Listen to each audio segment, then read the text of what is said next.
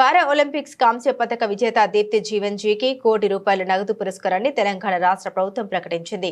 దీంతో పాటు ఆమె జీవన భృతి కొరకు గ్రూప్ 2 ఉద్యోగాన్ని ఆమెకు కల్పిస్తూ ప్రభుత్వం నిర్ణయం తీసుకుంది. దానితో పాటుగా 500 గజాల ఇంటి స్థలాన్ని కేటాయించారు. ఆమె కోచ్ ద్రోణాచార్య అవార్డు గ్రహీత నాగపూర్ రమేష్ కు 10 లక్షల నగదు పురస్కారాన్ని ప్రభుత్వం ప్రకటించింది.